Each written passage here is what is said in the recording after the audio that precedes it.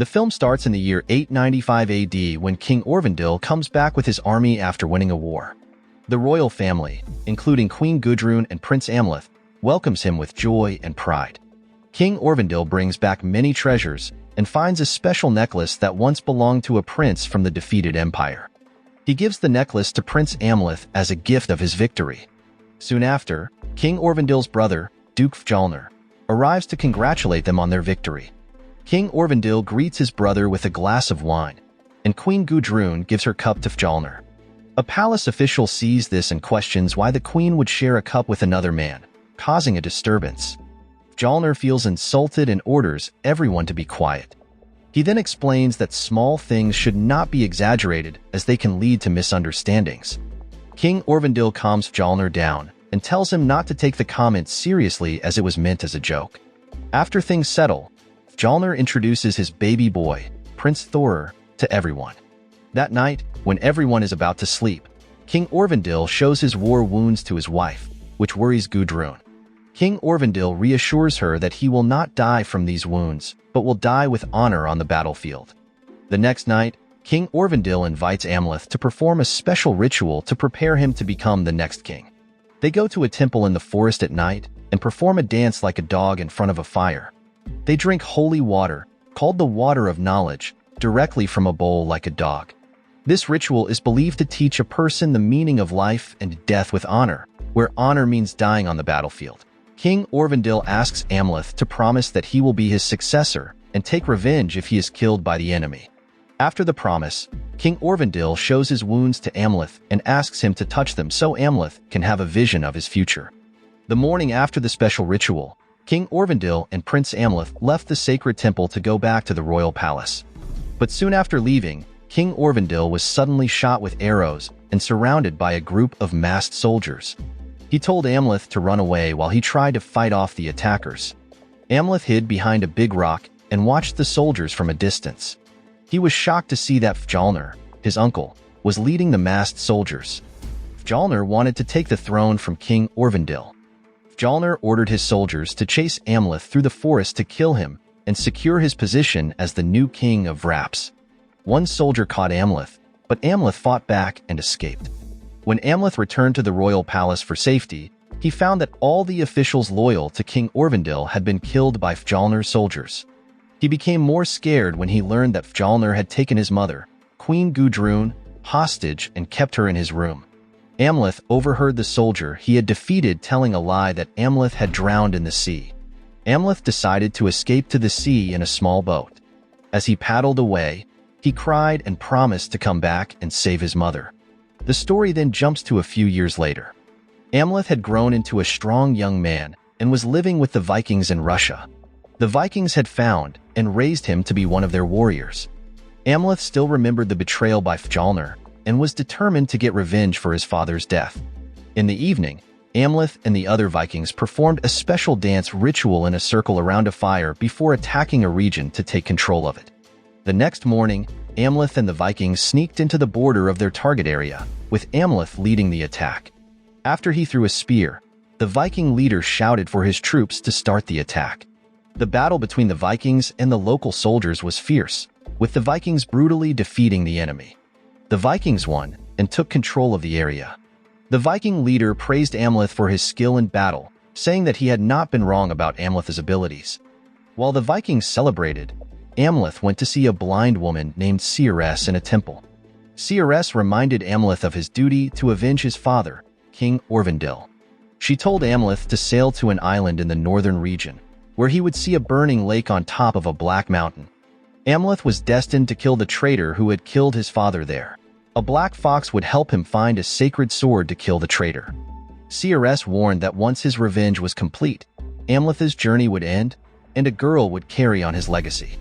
The next day, while Amleth and the Vikings were at a slave market, he heard from a colleague that King Fjallnir had been defeated by King Harald of Norway. Fjallnir and his family had fled to an island in Iceland. Some prisoners in the slave market were to be sent to Iceland to work for the Fjallnir family, who were now sheep farmers. After hearing this, Amleth cut his hair and disguised himself as a slave to infiltrate a ship going to Iceland. That evening, a female slave named Olga, who could recite spells, discovered Amleth's disguise and realized he had a secret plan.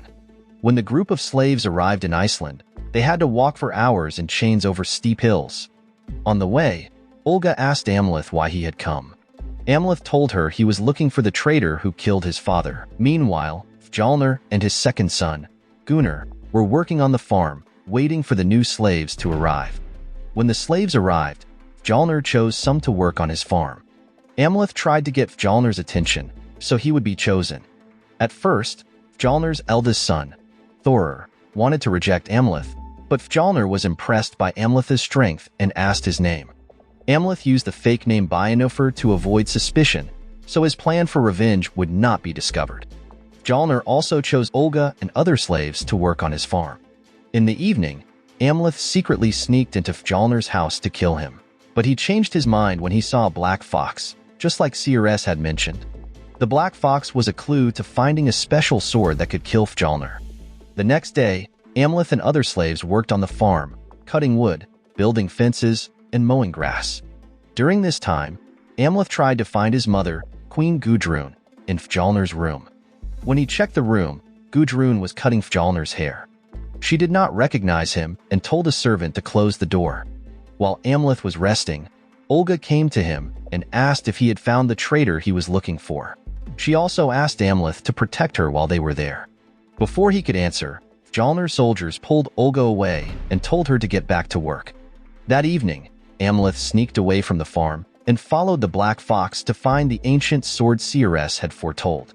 The fox led Amleth to a hidden cave in the mountains, where an old man waited by a fireplace. The old man knew who Amleth was and about King Aurvandil's death. Amleth quickly asked where to find the ancient sword. The old man explained that the sword was made by a cruel blacksmith from rare iron and was tied to the bones of a powerful human race. This sword, called Roger, was as strong as a dragon's fang and could only kill someone at night at the black gates of hell. The old man told Amleth he could find the sword on a hill, in a hole under a mound. Amleth went to the location and climbed down into the hole using a rope the old man had given him. Inside, he found a cave with the body of a knight sitting on a throne, guarding the Roger sword. When Amleth tried to take the sword, the knight's corpse came to life and attacked him. They fought fiercely, but Amleth defeated the knight and took the sword. Amleth sneaked back to the farm barracks without being noticed by the soldiers. However, Fjalnir's beloved dog sensed Amleth's presence and barked loudly. Amleth growled at the dog, scaring it into silence. The next morning, Amleth told Olga that he had found the ancient sword he needed. He planned to kill Fjalnir and free his mother and his little brother, Gunnar. In the afternoon, Thorir asked Amleth to join his team for a ball game between the Fjalnir family and their neighbors because they were short of players. As the game began, Amleth played to help the Fjalnir family win. At first, the game was normal, but in the second round, the opponent started to play brutally, attacking Fjalnir's family members with wooden weapons. The situation got worse when Gunnar entered the arena to get the ball that the opponents were about to throw at their goal. Gunnar was almost killed by an opponent, but Amleth quickly protected him and aggressively attacked the enemy. After the game, Amleth was made a foreman to oversee the slaves. Thorir even allowed Amleth to date Olga as a reward for saving Gunnar. The next day, Amleth started his duties as overseer, but continued to help the other slaves with their work. At midnight, Amleth secretly killed some of Fjalnir's soldiers with the ancient sword and placed their bodies on the roof of the house. The next morning, when Thorir saw what had happened, he was furious and shouted angrily in front of the slaves. Fjalnir then asked the witch they knew to find out who had killed the soldiers.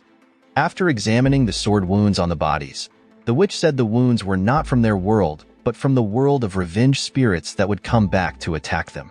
She said she would perform a special ritual to drive the spirits away and asked Fjalnir to prepare a woman as a sacrifice. In the evening, Fjalnir and others tied up a female slave as a human sacrifice for the magic ritual. While the ceremony was happening, they suddenly heard dogs howling from all directions. The dogs were led by Amleth, who was roaring from a hill. Strange things started to happen when Fjalnir's dog attacked him, forcing him to kill the dog. Fjalnir and his soldiers went outside to check the farm. Meanwhile, Amleth went to a temple after saving the female slave from being sacrificed. Fjallnir and Thorir went to the tent where the witch was performing the rituals and found the witch had died in a terrible way. Fjallnir and his family thought these strange events were caused by evil spirits, not knowing that Amleth had killed the witch. The next day, Fjallnir gathered all the slaves and told them to guard their tents after sunset. That evening, everyone watched over each other and Fjallnir's property. Amleth met a soldier who had once chased him, the one whose nose he had cut off. At midnight, the soldier suddenly acted like he was possessed, stabbing himself. The same thing happened to other Fjallnir soldiers, causing chaos on the farm. Amleth used the chaos to sneak into Gudrun's house with Olga's help. Amleth managed to get into Gudrun's room and held a sword to her so she wouldn't scream. He told her he was her son who had escaped years ago and had come back to kill Fjallnir, who had betrayed his father. Amleth also said he would free her and Gunnar. But to his surprise, Gudrun revealed a secret. Fjallnir did not kidnap her. All this time, Gudrun had secretly been in love with Fjallnir. She admitted that she realized her love for Fjallnir after marrying Aurvandil. Gudrun also said she never wanted to have children with Aurvandil. Amleth was born out of obligation, but Gunnar, the son of Gudrun and Fjallnir, was born out of true love. Amleth was shocked and angry to hear this, feeling betrayed by his mother. Gudrun confessed she had asked Fjallnir to kill King Aurvandil so they could be together. Gudrun then told Amleth that if he killed Thorir, Fjallnir, and Gunnar, he could become the next king and have power. Amleth was horrified by his mother's ruthless nature. He pushed her away when she tried to kiss him. Feeling betrayed, Amleth left his mother to kill Thorir, who was still asleep. After killing Thorir, Amleth declared that his mother was a traitor who had worked with Fjallnir to kill his father. He vowed to kill his mother and everyone she loved. The next morning, Fjallnir cried over Thorir's dead body and cursed the evil spirit that had taken his son's heart. Gudrun told Fjallnir that Amleth was behind it all. She provoked Fjallnir to hunt and kill Amleth before he became stronger and attacked them. Fjallnir then decided to execute all the slaves he had bought to prevent any more betrayals. When it was Olga's turn to be killed, Amleth shouted from the top of the hill, asking Fjallnir to free her in exchange for Thorir's heart. Fjallnir and Gudrun ordered their soldiers to capture and kill Amleth, while Olga used the chance to escape. The soldiers caught and defeated Amleth, bringing him before Fjallnir to take Thorir's heart. To avenge his son, Fjallnir tortured Amleth, beating him until he was badly wounded and lost a lot of blood. Satisfied with the torture, Fjallnir hung Amleth with an iron chain and left him in a warehouse, gravely injured. In the evening, Fjallnir and some witches performed a ritual to honor Thorir. That night, Fjallnir declared Gunnar as his only heir.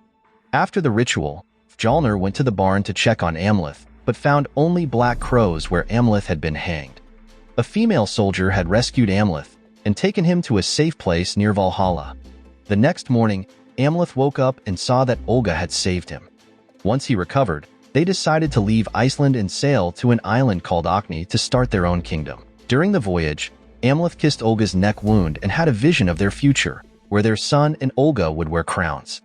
Amleth realized that Olga was pregnant with his child, and she explained that she had hidden the pregnancy to protect their baby from Fjallnir. Worried that Fjallnir might come after them if he found out, Amleth decided to return to Iceland to kill Fjallnir. He paid the ship's captain to take Olga safely to Orkney while he went back to Iceland.